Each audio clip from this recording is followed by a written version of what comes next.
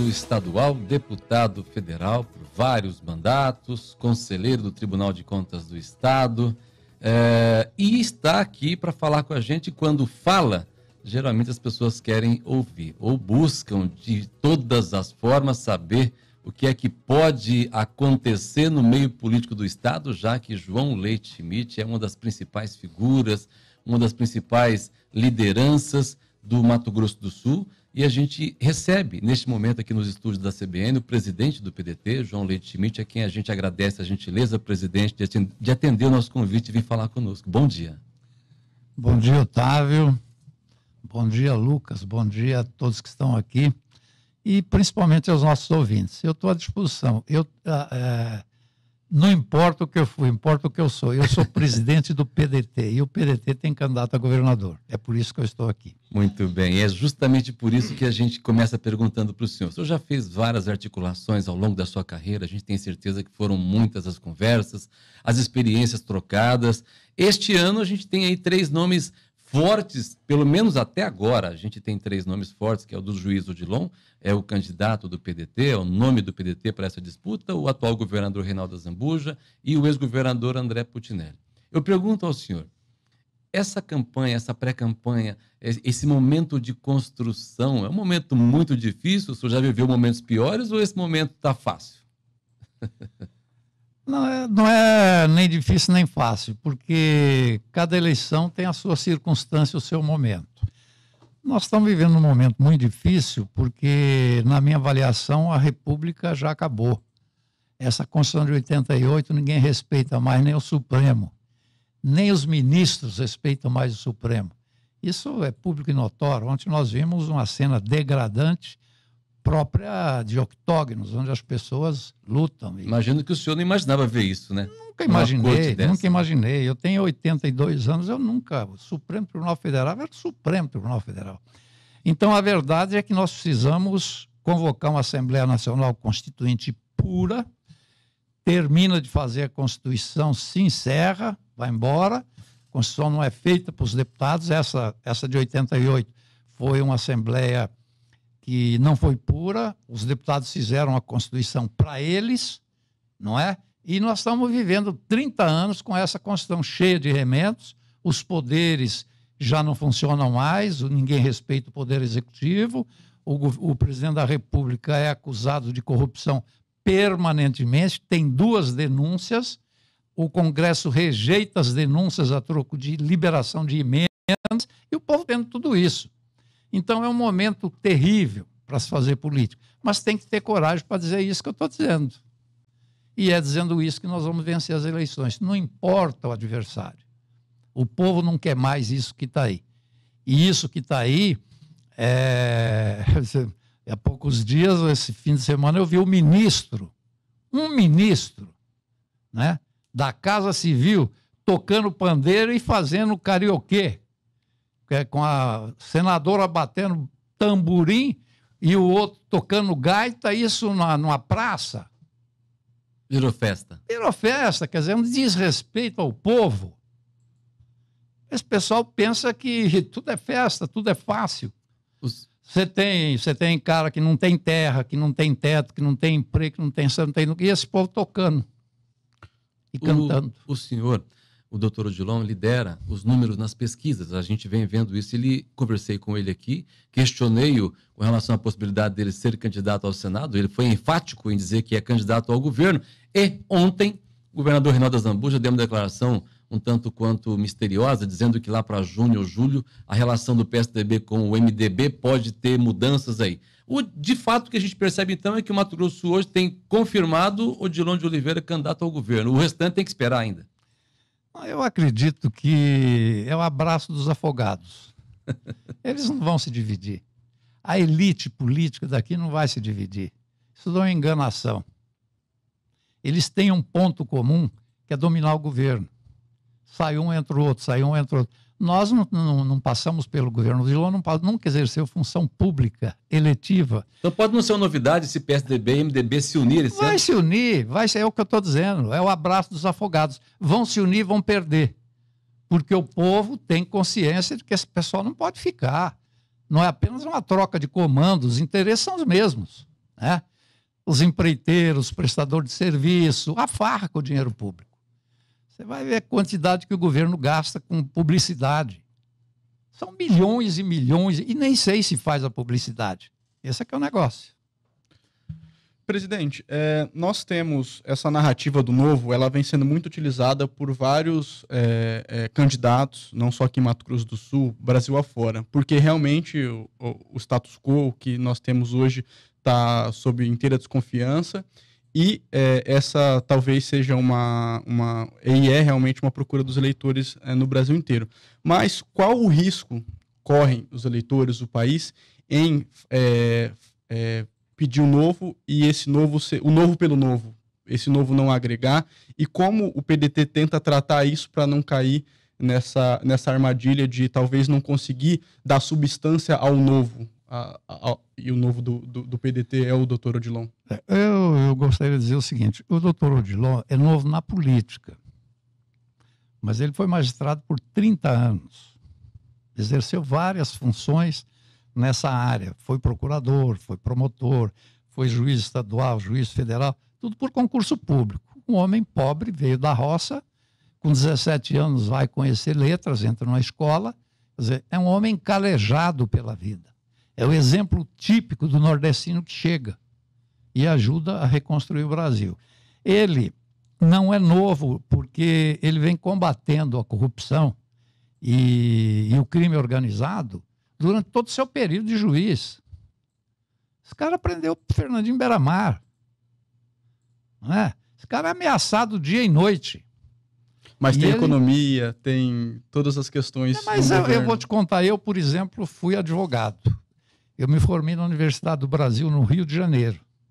Naquele tempo, eu era muito humilde, muito pobre, como sou até hoje, mas eu era mais pobre. E para passar numa universidade como a do Brasil, Rio de Janeiro, capital da... Isso era só para rico. Mas eu passei e fiz um bom curso e saí de lá para advogar. Mas você estudava teoria geral do Estado, direito romano, economia, enfim, ciências contábeis, você estudava tudo isso. Então, a pessoa que formou-se em direito nesse tempo tem noção de tudo e ele estuda. Ele tem conversado, quem está construindo o nosso programa de governo são os professores, muitos doutores, mestres da Universidade Estadual e da Universidade Federal. Ele está discutindo permanentemente, né, as novas questões, porque não adianta fazer um documento, levar no TRE e registrar. Ele quer saber como é que é possível resolver. Ele tem um discurso que acha que se combater a corrupção aqui atinge 1 bilhão por ano. Com esse bilhão dá para fazer muita coisa. Então, não é uma pessoa comum, não é um novo comum. É um novo que combate o crime organizado e a corrupção. Presidente, quando a gente fala em combate à corrupção, às vezes ela começa e precisa começar em casa. A gente sabe que no meio político, muitas vezes, a corrupção, os erros e os desvios, às vezes começa mesmo antes da eleição. A gente tem escutado algumas brincadeiras de algumas pessoas dizendo o seguinte: como é que a classe política vai chegar no doutor Odilon para negociar, fazer as movimentações? Também é um problema que os políticos tradicionais aí estão tendo, né? Negociar com ele tem que negociar, mas do jeito correto. Como é que está sendo? Otávio, administrar isso aí? Na política não se fala em negócio, fala em conversar. Precisamos conversar. Como é que está sendo as conversas com o juiz Odilon? Deixa eu te falar. Cada coisa no seu momento. E os políticos sabem quem é o governador e quem não é o governador. Né? Hoje não é como ontem. Hoje você tem duodécimo. A Assembleia tem seu duodécimo, o Tribunal de Contas tem seu duodécimo, o Tribunal de Justiça tem seu duodécimo, o Ministério Público tem. Então, para fazer o orçamento, essas pessoas não dependem do governo. Eles negociam entre eles, porque a Assembleia, suas contas têm que ser aprovadas pelo Tribunal de Contas. As contas do Tribunal de Contas têm que ser aprovadas pela Assembleia. O Tribunal de Justiça, idem. Então, há uma espécie de complô quando vai se fixar os duodécimos. Tudo para não depender do Executivo. Então, os poderes vivem autonomamente aqui. Não dependem de conversa com o Executivo. Né? E hoje também é comum os parlamentares oferecerem emendas até o Tribunal de Justiça, construir uma comarca, o prédio da comarca. Então, as emendas também são muito negociadas nesses patamares aí. A conversa mais com o governo, que os políticos gostam, é de nomear. Tem que nomear. Eu me lembro que no governo do Pedro, quando a Leocádia propôs a eleição de diretora de escola, foi uma crise sem precedentes. Os deputados se uniram e o Pedro tinha que tirar a Leocádia. A diretora é eu que nomeio, eu sou deputado. Lá na minha cidade eu sei quem que é a melhor diretora. Então e o Pedro bancou a Leocádia, e quem escolheu a diretora e escolhe hoje na rede estadual são os professores, alunos, pais de alunos. Democratizou. Então, é uma lição de democracia que começa na escola. E eu estou vendo se discutir hoje isso em Campo Grande. O Estado já faz isso há dezenas de anos. Estamos conversando com o presidente do PDT, João Leite Schmidt. Nós vamos para um rápido intervalo e já voltamos para continuar. 51 minutos, nós estamos recebendo aqui nos estúdios da CBN o presidente do PDT, João Leite Schmidt. Presidente, a gente tem acompanhado também um certo interesse aí de alguns partidos em oferecer, em estar junto com o PDT, principalmente, a gente viu o Chico Maia, que é do Podemos, né, estando aí junto com vocês, pré-candidato ao Senado, o senador Pedro Chaves, que já manifestou algum interesse, já houve uma conversa com vocês também. Como é que vocês vão administrar essa questão para o Senado da República? Isso já está bem definido ou ainda estão na fase de conversações? Otávio, nós estamos conversando, não aquela conversa que eu disse anteriormente, nós estamos conversando intensamente, porque essa questão de aliança passa pelo PDT, passa por mim. Então não adianta o Dagoberto conversar, o doutor Odilon conversar, alguém que é comigo. Então, é centralizado, a aliança é comigo. E eu não tenho esse problema de discutir se o cara é bom ou ruim. Eu faço aliança com partido político, eu não faço com pessoas. As pessoas integram um partido, então é preciso que traga o partido e nós vamos conversar. É preciso dividir bem a figura do doutor Odilon do partido PDT. É isso partido, o doutor Odilon tem um discurso, né? E nós sabemos que temos que arrumar isso, temos que costurar alianças com partidos. Agora, o partido, normalmente, vamos dizer, eu não voto no PMDB por causa do Temer. Então, não são pessoas. Tem muita gente no MDB, gente boa. Muita gente no PSDB, boa. Né? E o partido não tem nada a ver também com as pessoas se perdem na caminhada. Então, eu não levo isso em consideração e a aliança passa por mim. Eu tenho conversado com vários partidos, né? E você fazer composição de conflitos políticos não é fácil também. Isso não é para qualquer um. Você tem que arrumar. Tem que arrumar. E é difícil de arrumar quando você não tem dinheiro. Quando você tem dinheiro, você compra apoio. Né? Aqui não tem isso. Nós estamos construindo uma campanha com cuspe. Você vai, põe o cuspe, seca o cuspe. Boas conversas. Você já tem que ir lá cuspir outra vez. Então, não é fácil fazer o que nós estamos fazendo. Mas o discurso é poderoso. O discurso do Odilon é um discurso poderoso. E é ele que está atraindo, né, essas possibilidades. O Chico Maia entrou no Podemos e só entrou porque o Podemos faria aliança conosco. Ele declarou publicamente isso. E o Podemos tem como candidato o Álvaro Dias, que é ex-governador do Paraná, senador da República, nosso vizinho. Esteve aqui também conosco. Esteve aqui conosco. Então é nosso vizinho aí. Isso não tem problema nenhum, o Podemos ter candidato a presidente e nós termos candidato a presidente. A eleição é de 2 turnos, né? Não há problema nenhum você começar a construir aí uma possibilidade de 2 turnos. Então, eu não cito nomes nas alianças, eu estou discutindo com um partido político. Eu tenho muito interesse em contemplar a geografia do Estado.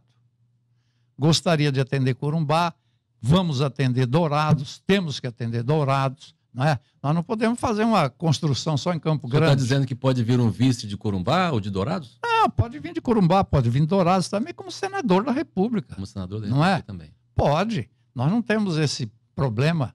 E outra coisa, mas fulano nunca foi. Poxa vida. O cara que pintou o primeiro quadro também, ninguém ensinou para ele, mas a gente pinta. Cara, esse não tem voto. Nunca disputou eleição, como é que você sabe que ele não tem voto? Como é que o PDT está construindo? Já tem nós já temos um quadro ou um rascunho de partidos aliados? Quem são esses partidos? Nós temos. Eu não vou declarar por uma questão de estratégia também. Eu declaro aqui, meia hora depois tem gente lá conversando. É a dinâmica da política. Seca o cuspe, né? Fala aqui pra gente, presidente. Ninguém tá ouvindo, não. É só, só pra gente aqui no estúdio. Ô, Lucas, você é formidável. Num eventual segundo turno, o senhor acredita, então, pegando carona na sua fala do início, quando o senhor disse que PMDB e PSDB vão morrer abraçados, o senhor acredita que, se juntando, vai juntar governador para o governo Azambuja ou Putinelli? Quem que o senhor acha que pode ir para o governo caso se juntem? Olha, é uma avaliação apenas. Não, apenas uma avaliação. Eu acho que o acessório sempre segue o principal. Aprendi isso no primeiro ano de Direito. PMDB indica o vice do Reinaldo. É claro, o principal aí é o governo, e o governo é que atrai o acessório, né? E o acessório está louco para chegar, está dependendo só dos agrados. Quer dizer, e sem contar então que nós temos ainda 7 meses até a eleição, e muita coisa pode acontecer também. Muita coisa pode acontecer. Você sabe que até a nossa vida também vive por um fio, né? Você monta um projeto, amanhã você está morto. Então, nada é permanente. Você tem que admitir mudanças, né? Permanentemente, você tem que admitir mudanças. O senhor acredita que o Mato Grosso do Sul sai fortalecido desse processo eleitoral, presidente? Eu acho que sim. Eu acho que as velhas oligarquias que comandaram o Estado, nós tivemos paciência, todos já morreram. O último foi o doutor Wilson Barbosa Martins. Eu convivi com todos. Eu estou no Mato Grosso do Sul desde o primeiro dia, quando instalamos o governo. Eu fui chefe da Casa Civil, fui secretário da Justiça, ajudei a montar o governo. Esse Estado não tinha água, não tinha luz, não tinha estrada, não tinha nada. Vivia de criar gado. Hoje é o agronegócio, você produz soja, milho, girassol, entendeu? Você, aqui entre Rio Pardo, Água Clara e Três Lagoas, era um vazio, era um areião. Hoje é uma massa de eucalipto fantástica. Você está vendo essas grandes empresas em Três Lagoas mudando o perfil econômico de uma região pobre, né? Mas com florestas de eucalipto. Você anda nessa região de Cacilândia, por exemplo, são florestas de seringa. Então, a economia do Estado, independentemente de governo, aliás, governo só atrapalha, né? Independentemente de governo, o Estado cresce. Eu andava, antigamente, os gaúchos chegavam e tomavam conta desses chapadões, porque eles não precisavam tirar árvore, ele já chegava e plantava. Era fácil. Você pode ver São Gabriel do Oeste, lá o Chapadão de Sonora, Chapadão do Sul. Era fácil para ele tocar. Você anda agora de Cuxim para cá, a soja já está em Campo Grande. Ela veio São Gabriel do Oeste, veio andando, tal, chega em Bandeirantes, já chega em Jaraguari, já está em Campo Grande. Isso é um processo permanente, né, de diversidade na produção. Hoje o que dá dinheiro é grãos. Então, nossa grande... a balança comercial nossa é alimentada pela exportação de grãos para a China.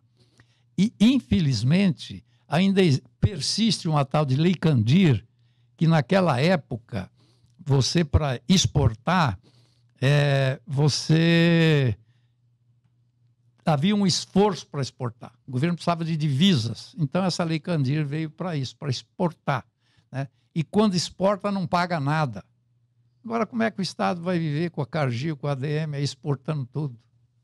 Nossa. Então, fizemos uma lei dizendo que o cara pode exportar só um pouco, o resto tem que pagar ICMS. Nem sei se essa lei é boa ou é constitucional ou não, mas nós tivemos que nos proteger. E alguém precisa ter coragem de revogar essa Lei Candir, esses deputados, senadores, nós tem que ir lá para o Congresso, essa lei não vale mais. Nossa riqueza é isso. Quantos deputados estaduais, qual a perspectiva para eleger? São os federais. Para nós eleger, nós vamos eleger acertadamente 5 deputados estaduais e 2 deputados federais. O PDT trabalha com a possibilidade... A construção é para 5 estaduais e 2 federais. E 2 deputados federais. Bom, a gente vai falar também agora sobre a eleição nacional. Ciro Gomes. O senhor vê aí, nós temos a extrema-direita, muitos apontam o Bolsonaro como, né, uma extrema-direita, o centro, e temos também a esquerda. O senhor vê a possibilidade de eleição de Ciro Gomes, presidente do Brasil? A eleição de 2 turnos. Eu sei que essa eleição é de 2 turnos. Vamos ver hoje o que o Supremo fala da prisão do Lula. O senhor acredita que o Supremo vai autorizar, vai fazer com que o Lula continue livre ou vai trabalhar pela prisão? Problema é o seguinte, qual é a visão do senhor dessa votação hoje no Supremo? Mas hoje a prisão ou a soltura não tem a menor importância. O senhor acredita que não? Não, a importância disso é que a lei da ficha limpa diz que o cara condenado num tribunal ou numa casa coletiva, ele já é inelegível. Então, inelegível, Lula já é. Está se discutindo se ele vai preso ou não. Mas o PT vai lançá-lo candidato a si mesmo, para impugnar, ele virar vítima. Ele não vai ser candidato, até porque não pode, de acordo com a lei da ficha limpa. Né? Então, ele não pode ser. Ele foi condenado no Tribunal Federal de Recursos lá. Verdade. Então, isso aí já acabou, ele não pode. Mas está se discutindo se ele vai ficar solto ou preso para fazer campanha. Nós vamos agora para um rápido. Estamos conversando com o presidente do PDT, João Leite Schmidt. A gente falava agora há pouco, presidente, com relação à eleição de Ciro Gomes. Eu gostaria que o senhor continuasse e explicasse para a gente, na sua avaliação, como é que está o quadro hoje e Ciro Gomes e as eleições de 2018. Você explicou bem aí. Primeiro, a eleição está polarizada entre a extrema-direita e a extrema-esquerda. Isso. Não vai ficar assim. Porque os candidatos do meio, que é quem vai ganhar a eleição, ainda não estão em campanha. O Lula não vai ser candidato porque foi condenado em segunda instância. Com isso, o senhor tira o Bolsonaro já então? Não, não, no momento que o Lula sai, o Bolsonaro não polariza mais com ele. Tá. O Bolsonaro vira pó. Então aí começa uma discussão real sobre a presidência da República. Bolsonaro quer ser presidente para prender, para matar, para... O que é isso? Ninguém vai votar num presidente para isso. Que é um presidente que tem compromissos, né, de mudar o país, né, de cuidar do país, das pessoas. Não é querer voltar com a ditadura. O Bolsonaro está noutra. Então, mas ele polariza porque ele é extrema-direita e o Lula estava na esquerda. No momento que o Lula não seja candidato, o Bolsonaro perde força. Não tem como polarizar. Quem vai dar bola mais para Bolsonaro?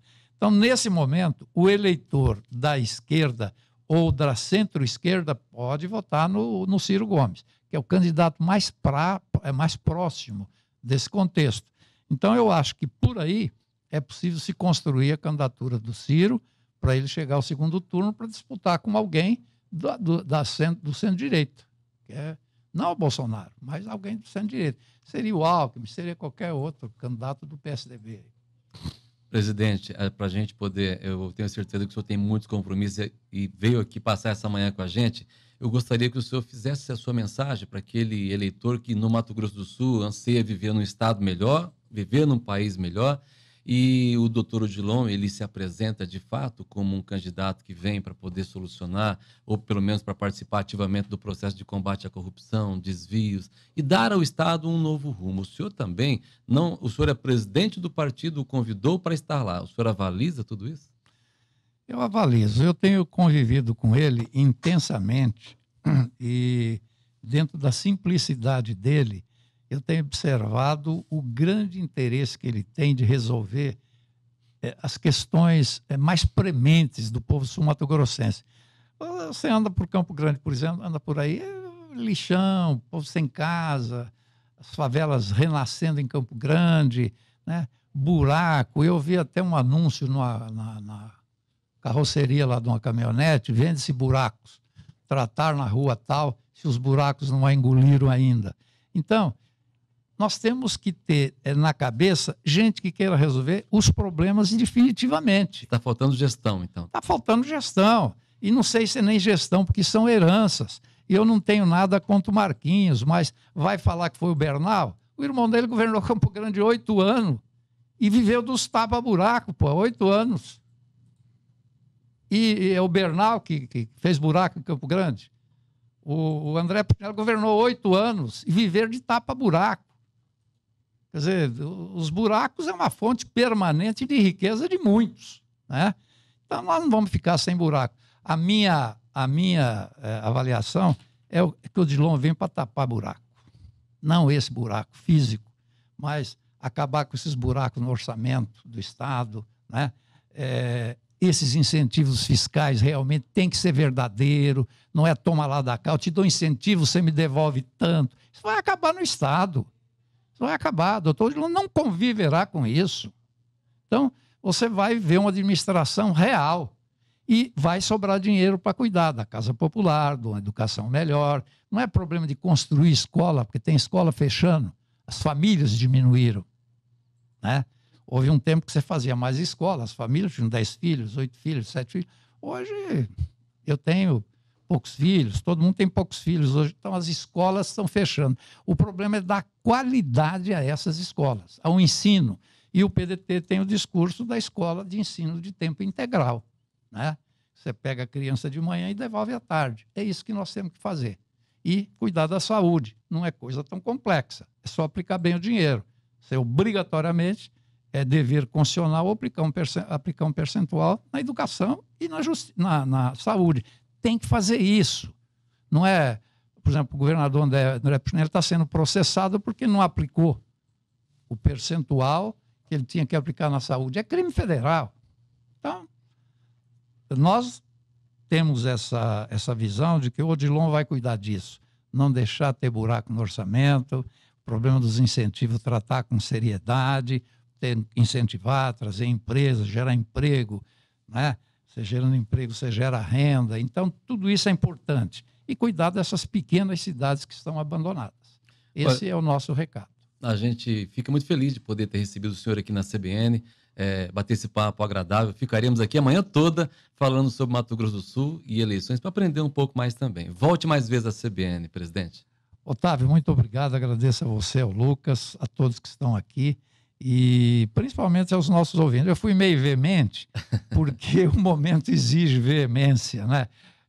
Para falar devagarzinho, a gente vai numa loja maçônica e fala baixinho.